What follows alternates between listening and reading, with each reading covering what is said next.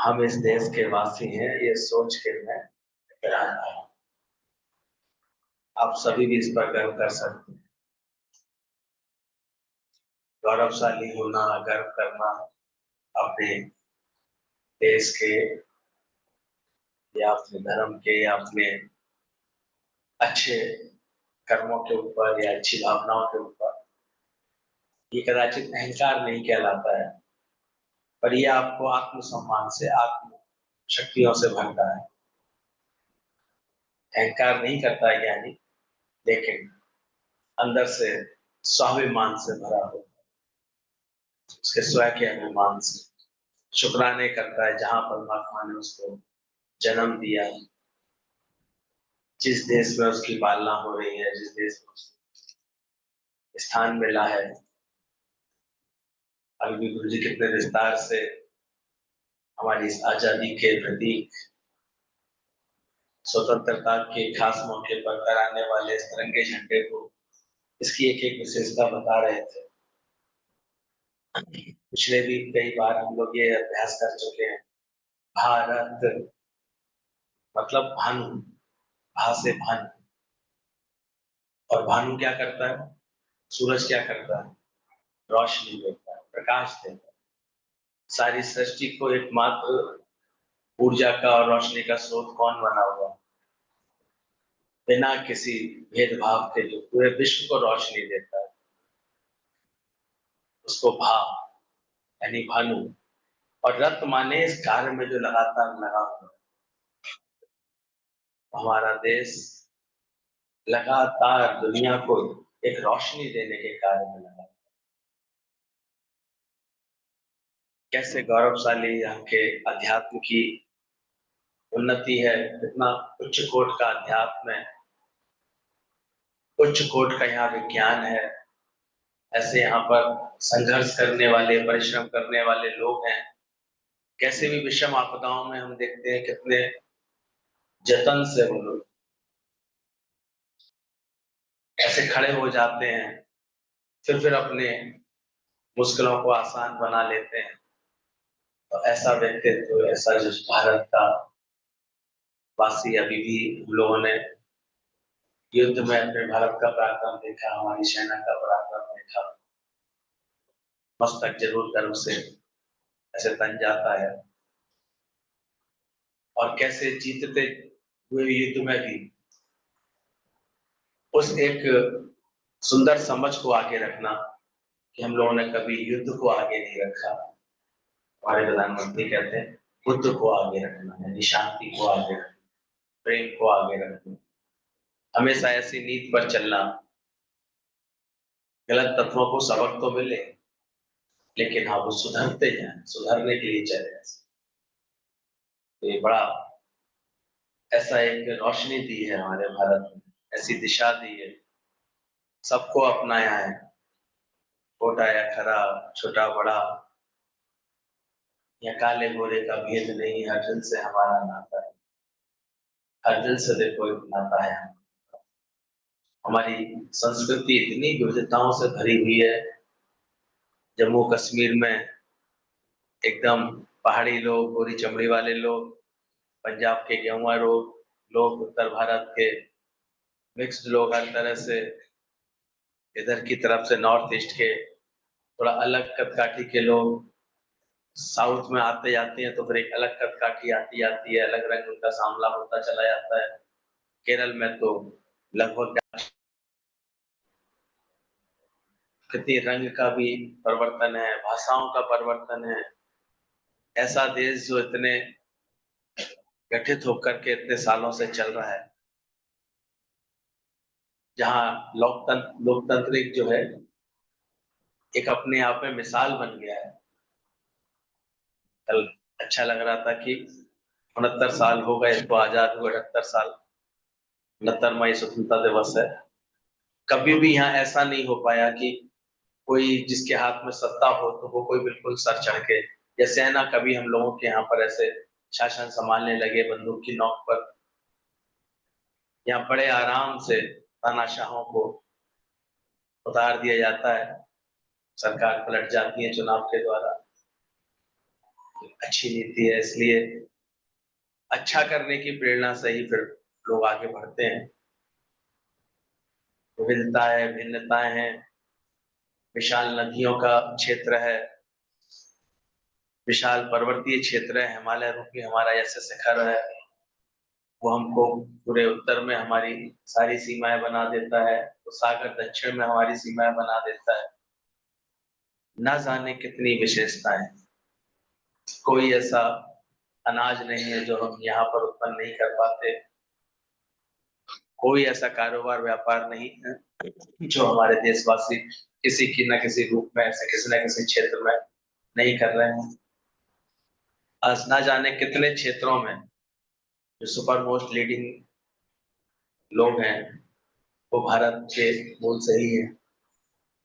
बड़े गर्व की बात होती है, चाहे वो गूगल हो, चाहे वो कोई और अच्छी अच्छी कंपनियां हो, इंटरनेशनल लेवल की भी कंपनियां हो, वहाँ भी भारत के लोग अपनी बुद्धिमानी से, अपनी अच्छी समझ के लिए, अपने वर्क कल्चर के लिए, अपने डेडिकेशन के लिए जाने जाते। अनेक रूप है इसका, एक गरीब रूप भी है भारत का, जहाँ थोड़ा पिछड़ापन भी दिखाई देगा, जहाँ थोड़ा अभाव भी दिखाई देगा, लेकिन लगातार एक विकास की रफ्तार उसको अच्छा बनाती जा रही, ठीक बनाती। तो हमेशा आशावादी देश के लिए बहुत गौरवान्वित हमेशा महसूस करना चाहिए। और जब ऐसी जो है स्थिर सरकार है, जब हमें मिली हुई है कई समय से, कई वर्षों से, तो इसका लाभ हमें लेते चलना चाहिए। वो जो ये बार बार कह रहे हैं कि आने वाले समय में एक विकसित भारत के रूप में हम दिखाई देंगे, हमारी इकोनॉमिक ग्रोथ इतनी अच्छी हो रही है, चीजें कैसे भी बढ़ती हैं, हम देखते हैं लोग और उमंग से उसके साथ आगे बढ़ जाते हैं।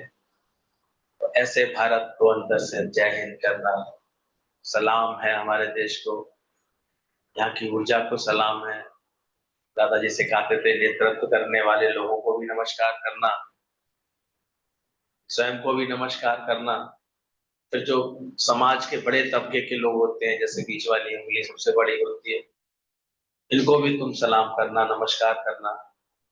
ऐसे बड़े लोग जो बड़े बड़े उपक्रम लगाते हैं, बड़े कार्यक्रम करते हैं, बड़े बिजनेस चलाते हैं, बड़ी बड़ी संस्थाओं को चलाते हैं, बड़े बड़े सोशल ऑर्गेनाइजेशंस बने हुए हैं, गैर सरकारी न जाने कितने तरह के चलते रहते हैं, उनको भी गुरु कहते हैं नमस्कार करना, क्योंकि सब कहीं ना कहीं विकास में अपना योगदान है।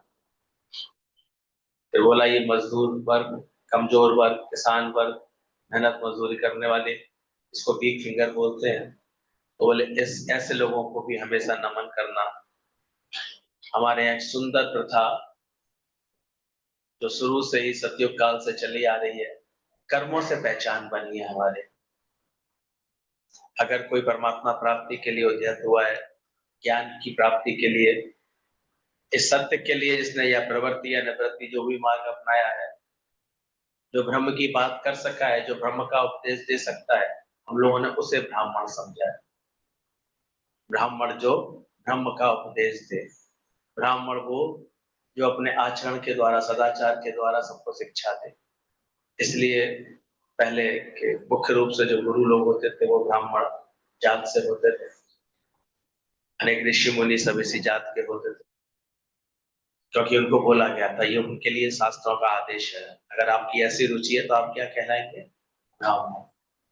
फिर जो शौर्य पराक्रम रखते थे, शासन करने की क्षमता रखते थे, ऐसे निर्लेप न्यारा होकर कैसे सबकी रक्षा करते थे, प्रजा की पालना कर सकते थे, राजतंत्र चला सकते थे, उनको क्षत्रिय बोला गया। तो दूसरी हमारे यहाँ भेद आया था क्षत्रिय होकर के सेवा करने का। तीसरा एक बहुत बड़ी संख्या वैश्य के रूप में बोली गई, जो व्यापार के द्वारा, पैदावार के द्वारा, कारोबार के द्वारा ऐसे कारखाने लगा करके जो वैश्य धन का इस व्यापार कार्य में लग जाते हैं, उनको वैश्य समाज बोला गया। काफी बड़ा वर्ग इसमें जुड़ जाता है, ये देश की बहुत अच्छी उन्नति कराते हैं। क्षत्रिय की भी आवश्यकता है। आज अगर हमारी सेनाओं के नौजवान इतने ऐसे अंदर से धीर और निर्भीक ना हो और इतने पराक्रमी ना हो। तो आज दोनों तरफ कुछ ऐसा दुर्भाग्य कि पाकिस्तान और चाइना दोनों ही हमेशा आंख लगाए बैठे रहते हैं कि कब कोई नुकसान पहुंचाए भारत को। लेकिन सेना इतनी सतर्क रहती है, चाहे कितने भी डिग्री का टेम्परेचर हो, चाहे वो राजस्थान का रेगिस्तान हो, चाहे वो नेपाल का उत्तरी क्षेत्र हो, पहाड़ी क्षेत्र हो, चाहे इस ऊपर से चाइना का बॉर्डर हो या नॉर्थ ईस्ट के सारे बॉर्डर, जहाँ कहीं से भी घुसपैठ हो सकती है। लेकिन हम देखते हैं कि बहुत जतन से ये सारे कार्य किए जा रहे हैं, संभाल की जा रही है। और उसके बाद गुरु जी कहते थे सबसे छोटे शूद्र, जिनका एक सही धर्म होता है सबकी सेवा करने में, भाई एक प्लेटफॉर्म वो भी तो चाहिए, ऐसे लोगों का भी समुदाय चाहिए जो सेवा कर सके। जैसे बोला गया सफाई कर्मचारी लोग, मेहनत मजदूर, छोटी छोटी मेहनत मजदूर करने वाले लोग, सबकी सेवा संभालने वाले लोग, सेवक लोग, सेवाधारी लोग, शूद्र लोग बोले जाते थे उनको शास्त्र में। बोले उनको भी नमस्कार करना और ये विचार करना कि सबसे आगे जब हाथ जोड़ते तो कौन आ जाते, सबसे छोटे सबसे आगे। तो ऐसे हम लोग अपनी सोच बना करके इस भारत में समाज के साथ रहना सीखें, समझना सीखें। तो ये रोशनी देने वाला हमारा देश, सबको प्रकाश देने वाला देश, समय समय पर हमारे विवेकानंद जैसे योगियों ने, राम तीर्थ जैसे योगियों ने देश विदेश में हमारे इस आध्यात्मिक ज्ञान की ऐसे ध्वजा फहराई है। हम लोग आह्वान भी करते हैं, धर्म ध्वजा फहराते चलो और प्रेम की गंगा बहाते चलो। कौन सा कार्य सौंपा है भारतवासियों को हमारी भारत माता ने? कौन सी ध्वजा फहराओ? धर्म ध्वजा। अच्छे धर्म की, अच्छे आचरण की, कुछ अच्छा ही कोई सीखे तुम्हारे से आकर। तुम नहीं सोचो कि फिर किसी ने मेरे साथ क्या किया है, किसी ने मेरे साथ क्या किया, पर हाँ हम अपने जीवन से हमेशा धर्म की ध्वजा फहराते चले और प्रेम की गंगा बहाते चले। हर दिल से हमारा नाता है, काले गोले गोरे का भेद नहीं। तो ये बहुत भाग्यशाली है हम लोग। आज कैसे ये आज हमारा ये तिरंगा भी हमको एक इशारा देता है। जिसने भी इसका, कोई साउथ के विद्वान थे, उन्होंने ये तिरंगा पहली बार बनाया था जब ये लगा कि भारत के लिए कोई अपना राष्ट्र ध्वज हो। तो बहुत विवेक पूर्वक सोच करके ये तिरंगा 3 रंगों से युक्त, इसमें सबसे ऊपर केसरिया रंग त्याग तपस्या का प्रतीक, कुर्बानी का प्रतीक, इसको रखा गया। हिंदुओं की आस्था का भी यही प्रतीक है। हिंदुओं के मंदिरों पे जो ध्वज का रंग होता है वो ये केसरिया होता है। तो धर्म से भी इसको जोड़ा जा सकता है कि हिंदू धर्म का प्रतीक के रूप में सबसे ऊपर जिन्होंने इस देश को हमेशा ऐसे गौरवान्वित किया है या इसको मजबूत किया है, इसकी रक्षा की है,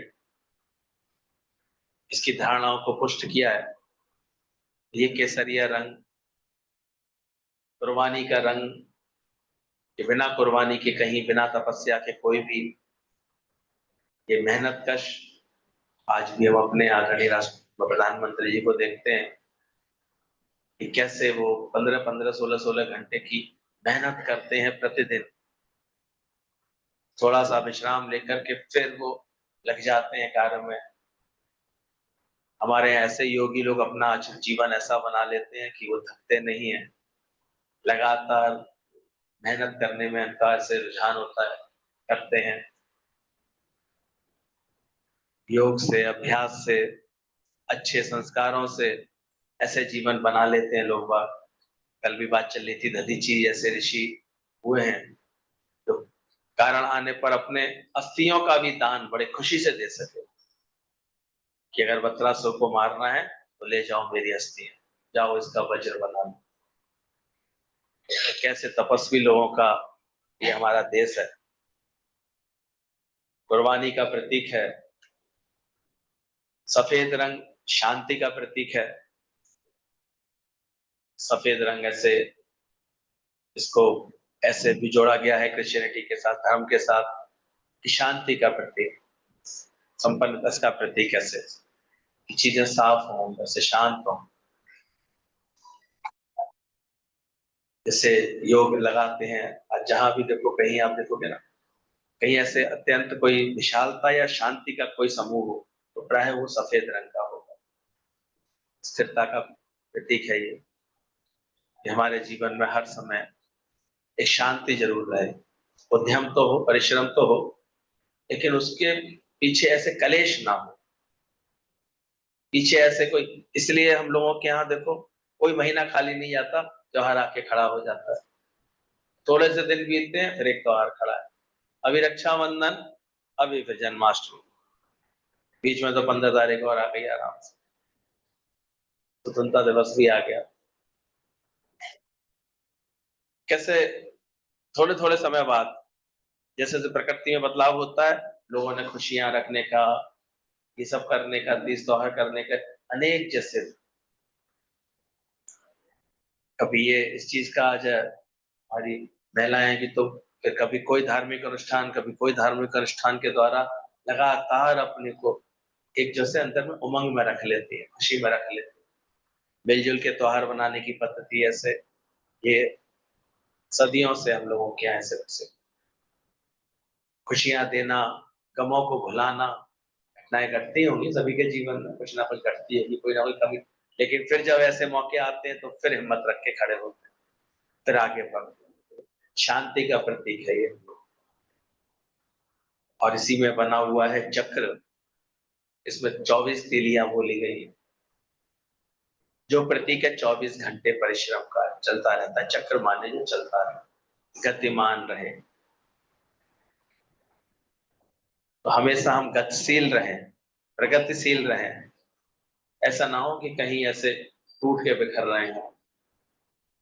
ऐसे अंदर से आज गुरु ने भी हम लोगों को ऐसी सत्संग की सुंदर समझ दी है कि सालों से हम लोग इस कार्य में भी ऐसे गतिशील रहते हैं, एक्टिव रहने का मन करता है। और सत्संग के नियम के कारण हम सब लोग सुबह ही सुबह कैसे एक्टिव हो जाते हैं, समय से सत्संग पहुंचना है, समय से अभ्यास करना है।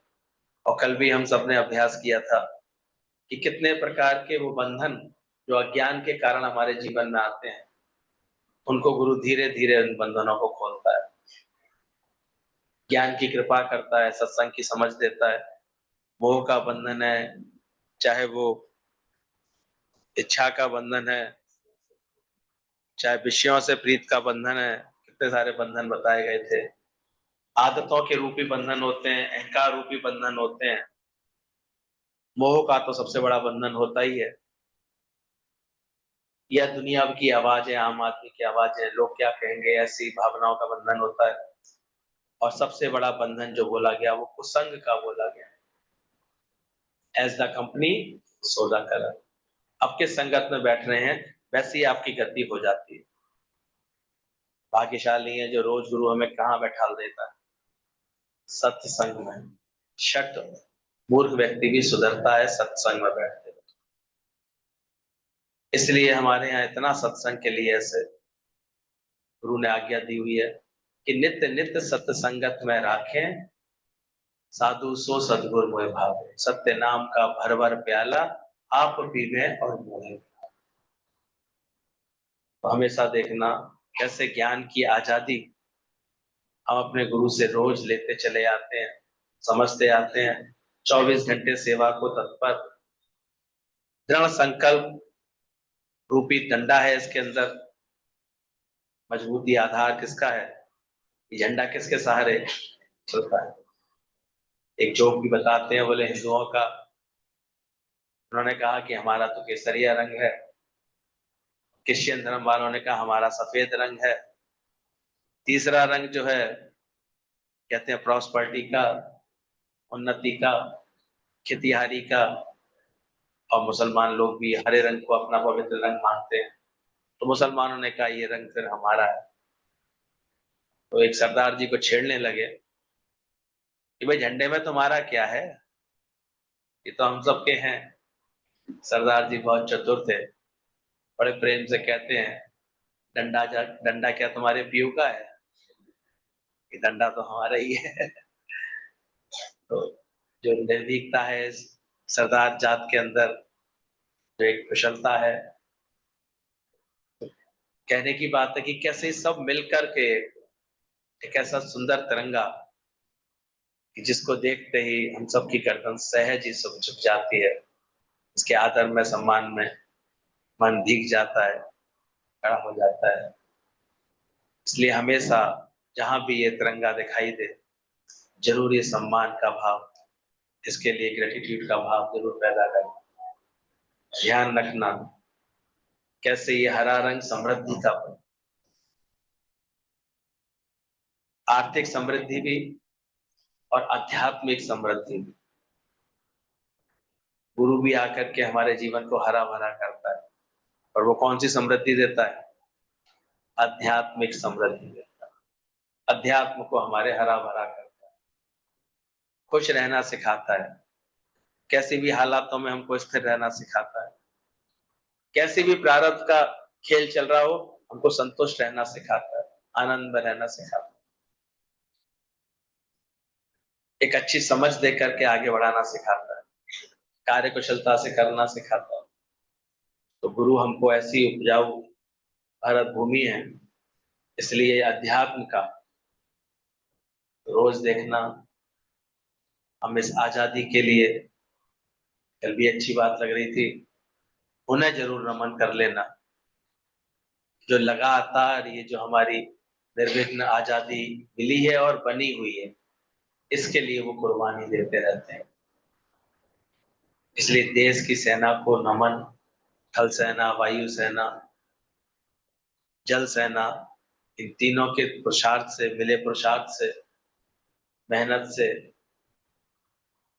ये जो है हमारी रक्षा होती रहती है, और उसमें कदाचित कितने भी उनकी वीरों की वीर गति को प्राप्त होते हैं, उनके परिवारों से वो बिछुड़ जाते हैं। कुछ उनको भी जरूर याद रखना चाहिए। आज के दिन श्रद्धांजलि देने का दिन है, उनको नमन करने का दिन है, उनकी वीरता, उनके साहस को याद रखने का दिन है कि कैसे वो अंतिम सांस तक घायल होने के बाद भी जूझते रहे और दुश्मन को खदेड़ते रहे अंत तक, और अंदर में अपनी इस आजादी को हरगिज भुला नहीं देना, फिर इस मन के गुलाम नहीं बनना, क्योंकि बड़ी से बड़ी गुलामी इस मन की ही होती है, बेकारों की ही होती है। इसकी तरफ गुरु ध्यान दिलवाता है, दुनिया में इसकी तरफ ध्यान नहीं दिलवाते कि इसके अलावा भी तो एक तुम्हारी अभी बंधन है अंदर में, दुख तो मिटे नहीं ना। अगर मोह लगना बंद नहीं हुआ, मोह तुम्हारे जीवन से नहीं गया, तो दुख लगते रहेंगे। अगर तुम्हारे जीवन से अभिमान नहीं गया, तो तुम आए समय किसी ना किसी के व्यवहार से पीड़ित होती रहोगी, परेशान होती रहोगी। अगर तुम्हारे जीवन में सही तरह से विषयों से प्रीत का बंधन नहीं खुला, तो तुमको दुख लगते रहेंगे, ऐसा क्यों नहीं हो रहा, ऐसा क्यों नहीं मिल रहा, ऐसा क्यों नहीं मिल रहा। और इच्छा तो ऐसी बली घुमा देती है तुम्हें गली गली, और मचा देगी कभी कभी पूरी खलबली। तो गुरु जो रोज अभ्यास कराता है, वो इन सबके ऊपर कराता है, ऐसी समझ दे देता है कि चाह मिट्टी तो चिंता मिट्टी, मन हुआ बेपरवाह, जिस जीव को चाह नहीं सो जग शहंशाह। ऐसी अच्छी समझ दे देता है, ये भी रहने वाला, ध्यान रखना, ये भी रहने वाला है। This will also pass away, this will also pass.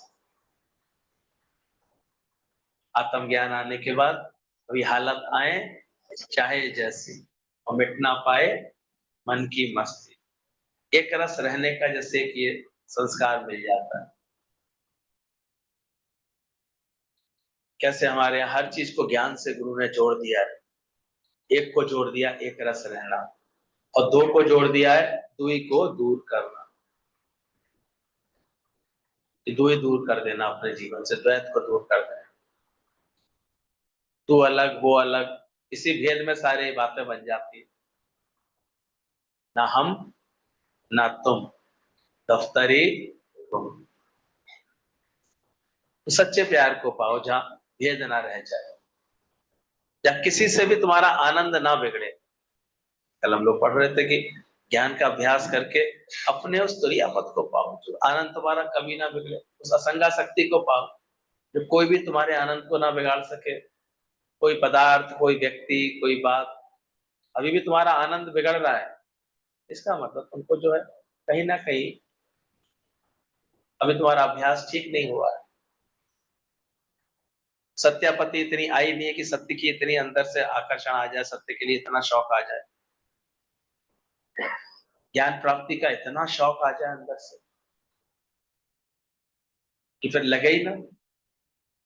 क्यों दुख लग रहा है, क्यों बातें लग रही है? Ever in mood, ever fresh, ever rich. ज्ञानी के मन सदा आनंद, ज्ञानवान होता है उसके मन में सदा आनंद है, सदा सुखी हो जाता है। तो ध्यान रखना इस बात को, एक से एक रस रहना, दो से दो ही दूर करना, और तीन शब्द विचारते ही अंदर में विचार आ जाए, तीन लोक से मेरा सतगुरु न्यारा, मेरे गुरु का दरबार तीन लोक से न्यारा। क्या करूं गुरुदेव की भेंटा, ना वस्तु दिखे तीनों लोग। क्योंकि तो सारा खेल श्रद्धा विश्वास है। श्रद्धावानम लभते ज्ञान। जब ऐसी मन की स्थिति बनती है ना कि गुरु से ऊंचा मेरे सतगुरु का दरबार बन जाए, और चार को बोला चारों तरफ की सुजागी आ जाए तुम्हारे, हर तरफ से सुजाग हो जाए, मन ऑलराउंडर हो जाए। हम लोग क्या, इसलिए साथियों को इतना शुभ माना जाता है, क्योंकि चारों तरफ से वो सही सही के चारों सही अगर जुड़ जाते हैं तो क्या बन जाता है? स्वास्थ्य बन जाता है। लोग अपने घरों के मुख्य द्वार पर स्वास्थ्य बनाते हैं, कुछ लोग ओम को रखते हैं, कुछ लोग गणेश जी को बैठा देते हैं, वो भी शुभ का शुभ लाभ का प्रतीक होते हैं। ये सत्संग से ये समझ हमको मिल जाती है कि हम धीरे से ऐसे बना लें अपने आप को, चारों तरफ से सुजाग हो जाए। और पांच को बोला गया, पांच कोषों से न्यारे हो जाए, ये पंचकोशीय।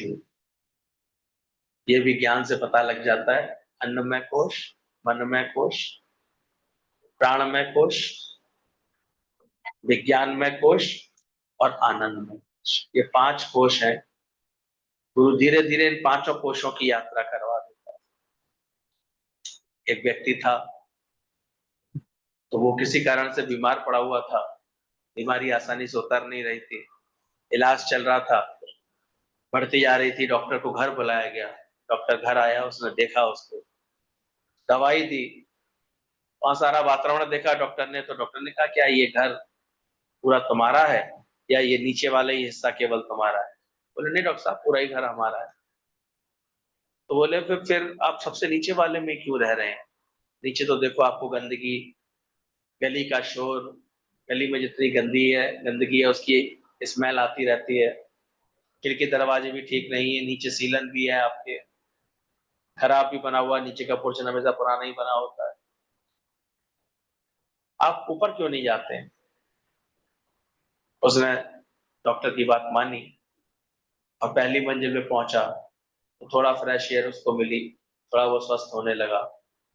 कहते हैं पहले के समय में जब टीबी का रोग होता था, ऐसा रोग जो अंदर ही अंदर खोखला करता था, तो लोग उनको सैनिटोरियम भेज दिया करते, स्वच्छ ऐसी देवदार वृक्ष की हवाओं के बीच में बने हुए जो सैनिटोरियम होते थे, जहाँ धीरे धीरे फिर इतनी अच्छी हवा हवा हवा हवा मिलती थी, उससे वो ठीक होते थे उस वक्त। तब ये दवाइयां इतनी नहीं बनी थी, अब तो खैर दवाइयां भी बहुत अच्छी आ गई हैं, अगर कोई नियमित सही इलाज कराता है तो ठीक हो जाता है। ये तो पहले टीबी का रोग, क्षय का रोग, बहुत ऐसे विकराल रूप होता था, और ये लोगों को प्राय ऐसे मरी जाते थे। ये आबो हवा का इतना फर्क पड़ता है। अक्सर हम अपने ख्याल अगर अच्छे नहीं रखते ना, तो हमको याद ही नहीं आता है कि हम घुटन वाले कमरे में बैठे हैं, सीलन वाली जगह बैठे हुए हैं, जहाँ बैठे हैं वहाँ प्रॉपर हवा ही नहीं आ रही है। हम तो लोगों को कई-कई या कितनों के जाकर के खिड़की खुलवाते हैं, भाई ये अंदर जो बीपी बढ़ी इसीलिए रहा है, प्रॉपर हवा ही नहीं आ रही, प्रॉपर तुम सांस नहीं ले पा रहे हो। पर इधर से जागृति नहीं ना, ज्ञान नहीं है अंदर में, तो प्रकाश भी नहीं है। जब प्रकाश नहीं है तो व्यक्ति क्या कर रहा है? ठोकरें खा रहा है, अपने को सताया हुआ महसूस कर रहा है, चीजों से परेशान महसूस कर रहा है, दुखी सुखी महसूस करता है। और ज्ञान क्या है? प्रकाश। जब ज्ञान का दीपक जल जाता है तो दिल और दिमाग में प्रकाश हो जाता है। एक एक करके वो एक एक सीढ़ी माला ऊपर चढ़ता चला गया। अब उसको ऊपर चढ़ने में अच्छा लगने लगा। दूसरी मंजिल, तीसरी मंजिल, चौथी मंजिल, पांचवी मंजिल के बाद तो वो फिर तो छत पर टहला करता था। डॉक्टर जब देखने आए तो उसका रोग उतर गया था। बड़े आनंद में झूमता हुआ डॉक्टर साहब के शुक्राने कर रहा था, अच्छा हुआ जो आपने मुझे ये सही बात समझा। तो हमको भी ऐसे गुरु के शुक्राने करते रहना चाहिए कि वो धीरे धीरे हमें अन्नमय कोश की मंजिल से ऊपर उठाते हैं। वरना बिना ज्ञान के तो इसी के लिए चिंता, कहाँ से खाएंगे, कैसे रहेंगे, क्या होगा, क्या मिलेगा मुझे, ये ऐसे लोग मिले, ये खराब मिले, बुरे मिले, बस शरीर के ही चिंतन में पहले ही तल में पड़े रहते थे और न जाने कितने विषय बेकार रूपी कीड़े मकोड़े से काटते रहते थे, जंग फैलाते रहते थे और दुखी होते रहते थे। कितनों को तो देखते हैं सिर्फ दुखी रहना, जैसे उन्होंने अपना बिल्कुल अधिकार मान लिया कि हमें दुखी रहना। दुख तो लगता ही है, कोई चला गया दुखी नहीं हो, कोई मर गया परेशान नहीं हो, ऐसा हो गया हमारे साथ तो परेशान नहीं रहेंगे। पर ये समझ ही नहीं पाते थे कि जब हम देह के तल से ऊपर उठेंगे, जब ये आत्म ज्ञान सुनेंगे कि मैं देह नहीं हूं, मैं आत्म स्वरूप हूं, तब जाकर के ये तल छूटेगा। और जो भी ऐसे इस तल को छोड़ लेते हैं, देखो उसके बाद दूसरा तल आता है प्राणमय कोश, मनमय कोश। फिर मन के ख्यालों से गुरु को प्रणाम करता है। अरे बेचो सारा सारा मन बेचो गुरु को, गुरु से अच्छे विचार एक्सचेंज करो, पॉजिटिव विचार एक्सचेंज करो, सब नेगेटिव विचार देके आओ। लेके तो नहीं आ गया फिर से लखनऊ से फिर उठा लाया हो बापू, अपना सामान प्रिय होता है बहुत, कबाड़ा भी फेंक नहीं पाते लोग। लेकिन गुरु सिखाता है हटाओ इस मन को, ना मैं मनी रहा, ना मैं तनी रहा, सतगुरु मिलने से क्या हुआ? झगड़ा खत्म हो, अब आनंद आनंद भयो मेरी माई, सतगुरु हम पाए। ये गुरु धीरे धीरे मन रूपी स्थल से भी, क्योंकि 90% 98% बीमारियों के कारण या तो तन होता है या मन होता है, उसमें भी मन का ज्यादा रोल होता है, अपने ख्यालों का ज्यादा रोल होता है, ख्यालों से हम बीमार पड़ते हैं, दुखी होते हैं। तो गुरु ऐसे धीरे धीरे हमारे एक एक तल ऊपर उठवाता है, 5 कोशों से न्यारा कर देता है। प्राणमय कोश। अब हमारी श्वासें सावधानी में आ जाती है, अच्छा आचरण हो जाता है, प्राणायाम जैसी अच्छी क्रियाएं हमारे जीवन में आ जाती हैं, योग अभ्यास आ जाता है। अब श्वासें एक अच्छे वातावरण में बीतने लगती है। पहले व्यर्थ के चिंतन में जाती थी, इधर उधर की बातों में जाती थी, अब कहाँ जाती है? श्वासें एक अच्छे अच्छे चिंतन के साथ बिताते हैं समय, अच्छे स्थान पर, एकांत स्थान पर, साफ स्थान पर बैठते उठते हैं, अच्छे साफ स्थान पर जाते आते हैं, हम देखते हैं कितना बदलाव आ जाता है। आज के सत्संग को आगे रखता है, और कल हम देख रहे थे, अभी 1.5 महीना भी नहीं हुआ पूरी तरह से, 1 जुलाई को घटना घटी थी मनोज भैया की इनकी, कल दूसरी बार सत्संग इतनी शांति से वहां हो रहा था, सब बड़े प्रेम से बैठे हुए थे। तो लगता है ना ये कैसे, ये सत्संग ही तो है हमारे को तन से मन के इस ख्यालों से ऊपर उठा रहा है, बार बार ये तल से ऊपर उठा देता है। मतलब तीसरा प्राणमय कोश। अब हमारी सांसें अच्छी तरफ मुड़ने लगती है, ऐसा विवेक जागृत करता है गुरु कि धीरे धीरे हमारी सांसें किसमें लगती है? तेरी एक एक श्वास हीरे मोती, ये लुटाने के काबिल नहीं, श्वास श्वास सिमरो गोविंदा, तो मन अंतर की उतरे चिंता। गुरु एक एक श्वास ऐसे हमारा अच्छा बना देता है। तो फिर हमारे अंदर की चिंताएं, चिंतित रहना, स्वस्थ चिंतन आ जाता है अंदर केवल, जो चिंता वाला स्वभाव होता है वो मिटने लगता है। अरे एक आध कोष ऊपर चढ़ पाए हो कि अभी तक वही चल रहा है मामला? अन्नमय कोष में ही परेशान लगे पड़े हैं कि कहाँ से खाएंगे, कैसे रहेंगे। विश्वास नहीं आया कि पहले रची प्रारब्ध, प्रारब्ध अनुसार भगवान पहुंचा रहा है कि नहीं पहुंचा रहा है। अपने कर्मों से हम अच्छा बनाते जा रहे हैं चीजों को कि नहीं बनाते जा रहे। ये मन में कोश, प्राण में कोश, विज्ञान में कोश, ये बुद्धि लेवल पर बहुत ऐसे चतुराइयां रहती थी, वो भी धीरे धीरे गुरु शांत करा देता है। अब बुद्धि निश्चयात्मक हो जाती है, परमात्मा का निश्चय करती है, सत्य का निश्चय करती है, आनंद में रहती है। कैसे अच्छा लगता है? वो लहरा रहा है तभी तो अच्छा लग रहा है। तो हमारा मन जब आनंद में लहराता है तब अच्छा लगता है, जीवन कब अच्छा लगता है? खुश सा, परेशान सा, बुझा बुझा सा, ऐसा रहना चाहिए। मेरा देश तिरंगा, खुश होकर के जब हम कुछ अच्छा क्रिएटिव करते हैं अपनी लाइफ से। आज कुछ दिखाने आए हैं क्या बच्चे? डांस वांस दिया करके आए हैं? लगा। जब हम कुछ अच्छा देते हैं अपने जीवन से, हालांकि होना चाहिए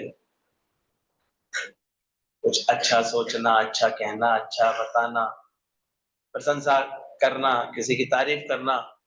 दादा ने कहा नहीं तो बड़ी कंजूसी है लोगों के अंदर, प्रशंसा ही नहीं कर पाते किसी की, गुणगान ही नहीं कर पाते किसी का, ये भी नहीं सोच पाते कि चलो किसी को जाकर के खुश करके आऊं, कोई अगर हारी बीमार पड़ा हुआ है तो क्या वो अपने घर में ही चाय क्यों पीऊं, वहीं जाऊंगी बनाऊंगी या बना के ले आऊंगी, दोनों मिलके पी लेंगे। ये आर्ट आ जाती है ज्ञान के बाद, ऐसी ऐसी प्रेरणा आती है। चलो क्यों अकेले खाएं, कोई बीमार है चलो वो बना नहीं पा रहा होगा, हम अपना बना करके साथ ले आते, साथ में खुश होकर के एक भजन भी गाएंगे, एक भगवान का गुणगान भी करेंगे। और इसी प्रेम से ही हम लोगों का ये सत्संग धीरे धीरे हरा भरा होता है, एक दूसरे का ख्याल रखते हैं, सहयोग देते हैं, हिम्मत देते हैं एक दूसरे को, तो साथ ही हाथ बढ़ाएं। हमेशा ऐसे बने रहना कि लगातार तुम ये 5 कोष से न्यारे, प्राण में कोश और विज्ञान में कोश से भी ऊपर उठ जाओगे ना, तो फिर अपने आप आत्म कोश, खुली छत का आनंद ऐसे मिलेगा। हर वक्त ये मुक्ति का कुछ नहीं, एक एहसास है, एक ख्याल है मुक्ति। बंधन भी एक अज्ञान है और मुक्ति बस एक एहसास है बस। और आत्म ज्ञान आ जाता है तो बंध मोक्ष की कल्पना मिटाई दे सब। सही ज्ञान आ जाता है तो कोई बंधन है ही नहीं, कहीं बांधा है तुमको तो वो किसी ने बांधना है, पर हम अपने मोह से ही बोलने लगते हैं मेरी जिम्मेदारी है, मेरा फर्ज है, मेरी। भगवान ने तो नहीं बांधा किसी को, भगवान ने तो सबको फ्री किया है, इसलिए जो फ्री होना चाहते हैं वो फ्री हो जाते हैं। तो ये बोला तुम्हारे अंदर इच्छा हुई, शुभेच्छा है ज्ञान प्राप्ति की, सत्य जानने की इच्छा है भी कि नहीं है, होगी तो संकल्प होगा तुम फ्री हो जाओ। हम सभी लोगों के पहला डायलॉग यही होता था, सुबह सुबह सुबह सुबह कैसे आए, सुबह सुबह तो भाई वेरी सॉरी, सुबह का सत्संग करो। लेकिन अब धीरे धीरे होने लगे, अब इतनी अकल आ गई, इतनी एक्टिविटीज आ गई कि सुबह जल्दी जल्दी जो सेवा कार्य होते हैं पूरे भी कराते हैं, सत्संग भी अच्छे से कर लेते हैं, तो कितना शुक्राना। तो सब बंधन किसके थे? मन के। मन के हारे और मन के जीते। सबसे बड़ा दुश्मन कौन है बेटा? कौन है? अभी कोई और नहीं है तेरा दुश्मन, तेरा कोई लाभ नहीं, तेरी क्या होगी हानि रे। किसी ने नहीं सताया हमें, किसने सताया है? ये मन, मन मति से चलते रहते हैं, ये बहुत बड़ा धोखा है। गुरु की बात को इग्नोर मार देते हैं, छोड़ देते हैं। गुरु मोड़ना चाहता है, मुड़ नहीं पाते, इसलिए उद्धार तो भोला भगत का ही हुआ। जो सरल रहते हैं, जो प्रेम में रहते हैं, जो फिर कुछ होते हैं कि कभी कोई व्यवहार मान लो किया, सास ने कुछ सख्ती का व्यवहार किया, अब वही धारणा बना करके परमानेंट घर से दूर, संबंध खत्म, हमें मिलना नहीं है, हमें बोलना नहीं है, ऐसी धारणा बना लेती है। और एक के लिए हर त्योहार एक नए संबंधों को और प्रेम में रखने का कारण बन जाता है। कैसे भी समझ वाले होते हैं, अरे रात गई बात गई, तब होगा मूड ऑफ, किसी का बोल दिया होगा, कह दिया होगा, ऐसे सोच लेते हैं। क्या रोना पिछली बातों का, क्या कहना, ऐसे सोचता है। एक को भूलती नहीं है, पत्थर पे लकीर लेके आती है। तो अज्ञानी की चीजें कहाँ लिखती हैं, और जिज्ञासु के रेत पर, जो मिट सकती है। और ज्ञानी की पानी पे, जो लिखती आती है मिटती आती है। और ब्रह्म ज्ञानी की हवा में। बातें कहाँ लिखती हैं, हवा में। गायब भी हो गई, उसे पता ही नहीं चला। बिसर गई सब तात पर आई, जब से साथ संग। तो गुरु इतनी मेहनत करता है तो हम अपने ज्ञानवान वाली स्थिति बनाए, बातें याद ही ना रहे। अभी भी कोई कभी कभी याद करता है, एक साल पहले कहीं गए थे, तो होगा उनका भाव कि पहले हमारे घर जरूर आना था आपको, हमने पर वहां नहीं पहुंचे, तो लोग जहाँ इकट्ठे थे वहीं पर हम लोग जाकर के मिले, इतनी खुशियां दी, इतना सब किया। लेकिन वो एक ख्याल, हमारे घर सीधे नहीं आए थे। हमने कहा देखो ये अज्ञान कैसा होता है। इतना गुरु कृपा कराया, इतना प्रेम दिया, बाद में गए भी उसके घर, लेकिन पहले नहीं आए थे। तब लगता है ये मन कितना अड़ियल है, कितना सड़ियल है सारा। ये कैसे एक एक बात ऐसे वो याद रखता है, उसी के धारणा बना लेता है। दुनिया में सब दे ही रहे हैं अपने हिसाब से, सोचो कितना देते हैं, माता पिता कितना देते हैं, पला पलाया बेटा दे देते हैं, सब दे देते हैं, सारे पदार्थ उनको मिल जाते हैं, सब वसीयत मिल जाती है, समाज इतना देता रहता है, सरकारें कितनी योजनाएं देती रहती है, कितना तुम्हारे लिए देती रहती है। पर ये ख्याल नहीं आता कि देंदा दे लेंदा थक पाया। शिकायतें बना लेता है इंसान। इसलिए बोला गया बेशुक्रिया बंदा तो बेजार होता। अगर बंदा बेशुक्रिया है, शुक्राने नहीं गा पा रहा है, तो खुदा से कैसा हो जाता है, बेजार हो जाता है। इसलिए जल्दी से जल्दी अपनी ये पंचकोशी यात्रा कर लेना, ऊपर उठ जाना इन सब बातों से। सब नहीं, सब छोड़ दो, सियानापन सब छोड़ दो, सत्य से ऐसे जुड़ जाओ अंदर से, तो ये धीरे धीरे सारी बातें तुम्हारे जीवन में आती चली जाएं। हमारा मन ऐसा बन जाए कि जो किसी को दुखी ना करे। बोले हमारा मन ऐसा बन जाए जो किसी की बात का बुरा ना लगे, और दिल ऐसा बन जाए जो किसी को दुखी ना करे। इसका अभ्यास करते जाओ। मन कैसा बन जाए तो किसी की बात का, किस किस का मन ऐसा बना हुआ है, बहुत समय से सुना रहे हो बच्चा, एक जड़ से कितने ऊपर करो जो पता तो लगे कि तुम ही हो। जब कभी मुंह बना के आओगे तो पहचान तो लूंगा। बोलो दोबारा, मेरा मन ऐसा हो गया है अब मुझे किसी की बात का बुरा। अब डर रही बेचारी, कह रही नीचे रखोगी ऊपर रखोगी, समझ नहीं रहा। नहीं उठा पाएंगे अभी हाथ, कि बुरा लगता है अभी। अभी रेत पे लगी रही है भाई।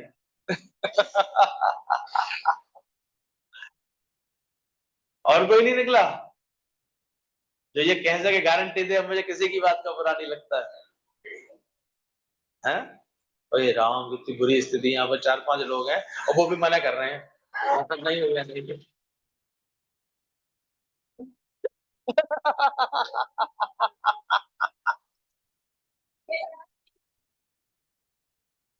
ठीक है।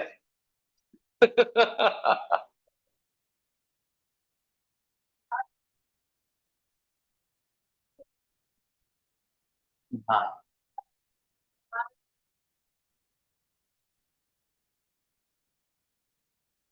उनका जन्मदिन मनाया जाएगा बॉस का।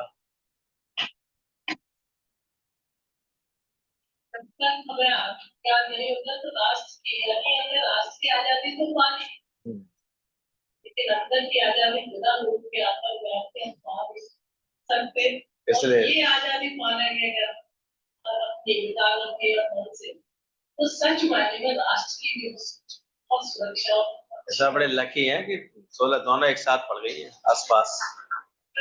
आजादी भी है और हमारे अध्यात्म के जो महान गुरु है हमारे कृष्ण भगवान, कृष्णम बंदम जगत गुरु।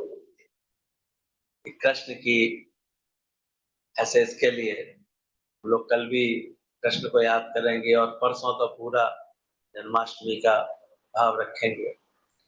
पैदा हो जाए बॉस तो फिर उसकी खुशियां भी करेंगे। तो ध्यान रखना मन हमारा कैसा बन जाए तो किसी की बात का हर बात ठीक है, सब ठीक है, सब ठीक है, ये मंत्र मिल गया। क्योंकि सब में मैं ही तो हूं, मैं ही तो हूं, हर रूप मेरा ही तो है। बोला दिल ऐसा हो जाए जो किसी को भी दुखी ना करे। इसमें कौन कौन सफल होता जा रहा है? हाँ? सोच लो मैं क्या बोल रहा हूँ, पहले सुन तो लो।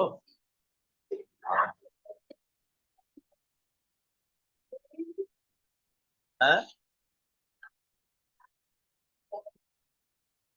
तो उसकी प्रॉब्लम है, आपका परेशान हो रही है। आपका दिल ऐसा है, ऐसा तो नहीं किसी को दुखी करता हो, तंज करके बोल के कुछ कह के सुन के। अबे नेहरू जी वहां कैसे हैं स्लीपिंग सूट में? नेहरू जी बन के नहीं आ रहे? उसको सजा ला, डायलॉग बोलवा दे, इसको दिल दिया।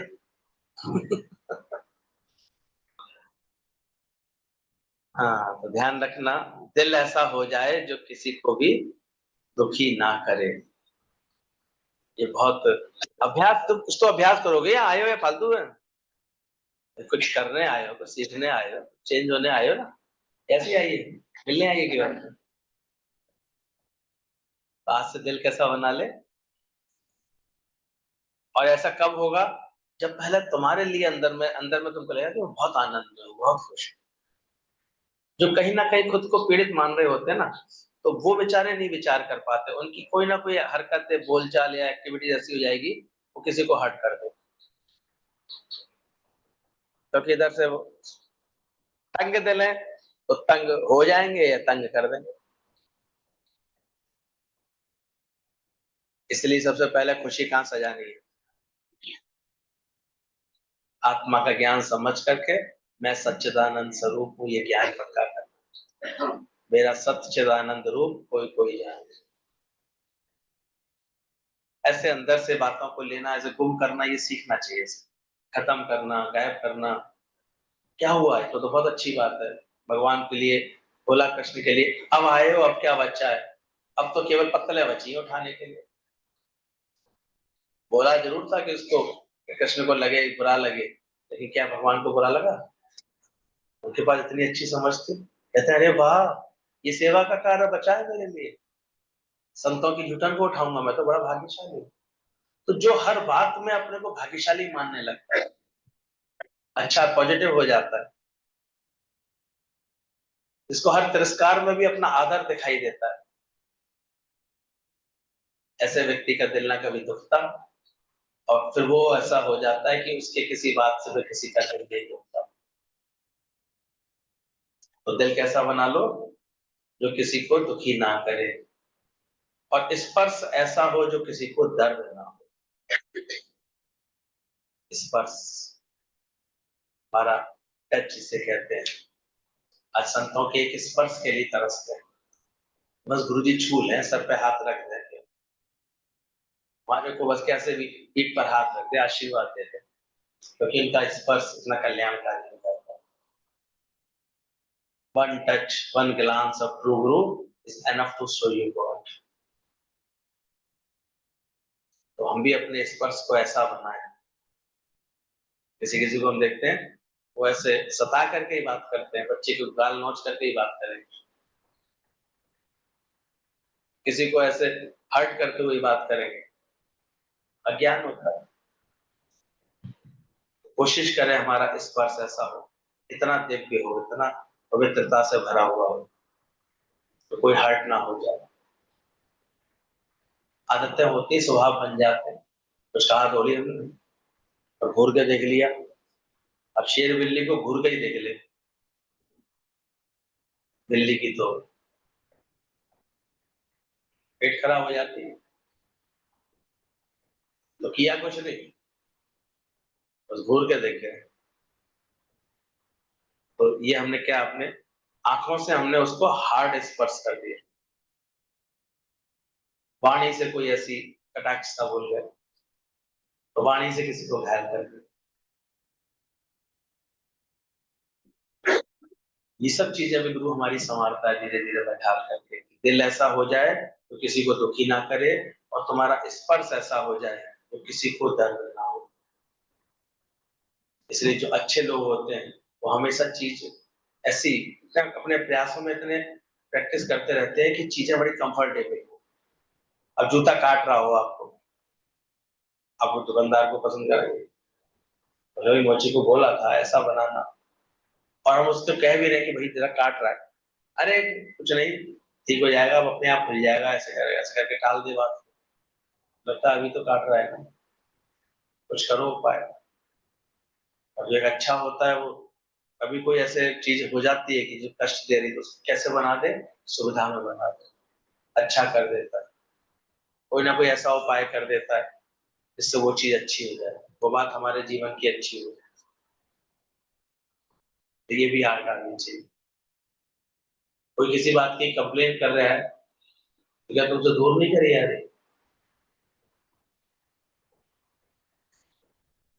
ये समझ आ जाए, उसे बोल देते हैं, ऐसे बोल, हमेशा ऐसे ही बोलते हैं, है ना, तुम्हारी कोई बात पसंद, ऐसे ऐसे धारणा तो जल्दी बना लेते हैं, पर अपने को मोड़ करके हम उसके अनुसार ढल जाएं, ये अकल कम लोगों को होती है। क्या हुआ, उसकी प्रसन्नता के लिए हम उसके सामने ऐसा रोल कर लें, क्या जा रहा है, क्या खुशी नहीं दे सकते किसी को। ये आर्ट में गुरु से मिलती है कि स्पर्श ऐसा हो जाए किसी को दर्द ना हो, समझ ऐसी आ जाए। और नहीं तो ये अहंकार जो है, हम तो सही हैं, हमने क्या गलती की है, हो रहे होंगे अपने आप दुखी, पर एक होता है यहाँ भी सावधान होता है, तो बड़े प्रेम से कहते हैं ना, वो शब्द समय सकाश साम दाम दंड भेद के द्वारा सारी बातें युक्तियों से संभालता हुआ चलता, उसको ज्ञानी बोला गया। तो धीरे धीरे रिश्ता ऐसा रखना इसका कभी अंत ना हो। कैसा रिश्ता है सोचो, हमारी दादी से रिश्ता जोड़ा, मम्मी भी रिश्ते की लपेट में आ गई, गौरव भैया ही तो बिक गए, और आगे भी पीढ़ियां लाइन में लगी हैं रिश्ता बनाए रखें, और शरीर से जाने के बाद भी गुरु जी के प्यार का रिश्ता खत्म हुआ है क्या? तो रिश्ता कैसे कहते हैं, जिसका कभी तो है प्रीत सच्ची गुरु गोविंद की, जो अंग संग रहे सब। हम ही कभी कभी निष्ठुर होकर के तोड़ के चले जाते हैं गुरु से, पर वो नहीं तोड़ता, तोड़ता है गुरु से। गुरु के द्वारे तेरा आना ही बहुत है, बोल के ना तो। तो रिश्ता कैसा रखना चाहिए, जिसका कभी अंत ना हो। तो वो रिश्ता केवल है भगवत भाव का, जिसमें कभी कोई अंत नहीं होता। बाकी देखो, एक समय के बाद बहन कहती है अब क्या जाऊं भाई के पास, कभी कभी शरीर ही रुकावट आ जाता है रिश्तों को निभाने में। एक समय के बाद वो रिश्ते छूट जाते हैं, खत्म हो जाते हैं, अब तो वो बात नहीं रही है, तो ऐसा नहीं रहा, अब तो कहाँ है, वो तो बहू की बातों में रहता है, तो कहाँ उसे फुर्सत है मिलने की, कहाँ बात करने की फुर्सत, तो रिश्ते धीरे धीरे खत्म हो जाते लेकिन एक प्रीत सच्ची गुरु गोविंद की, सच्चा गुरु मिला हुआ है और जिसने हमारे हृदय में गोविंद से प्रीत करा दी है, परमात्मा से, तो वो प्रीत सच्ची है, वो कभी छूटने वाली नहीं, कभी अंत होने वाली नहीं।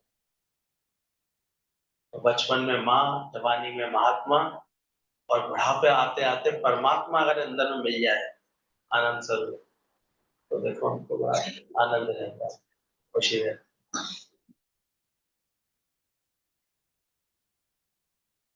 तो मिल रहा है परमात्मा, बदल रही है कुछ बातें, पंचन की बातें शर्माते और नाला उत्ते का ही उत्ते है।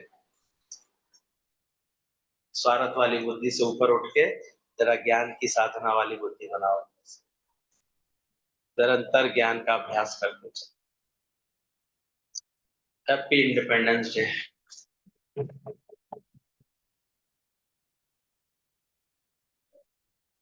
क्या सोचे जा रहा है,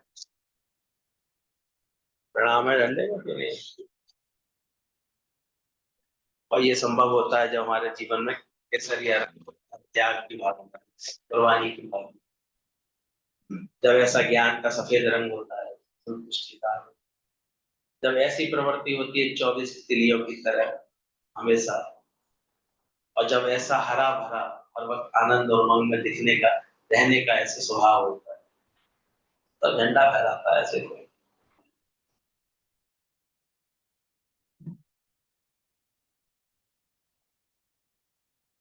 फिर सोचो पड़ गए क्या?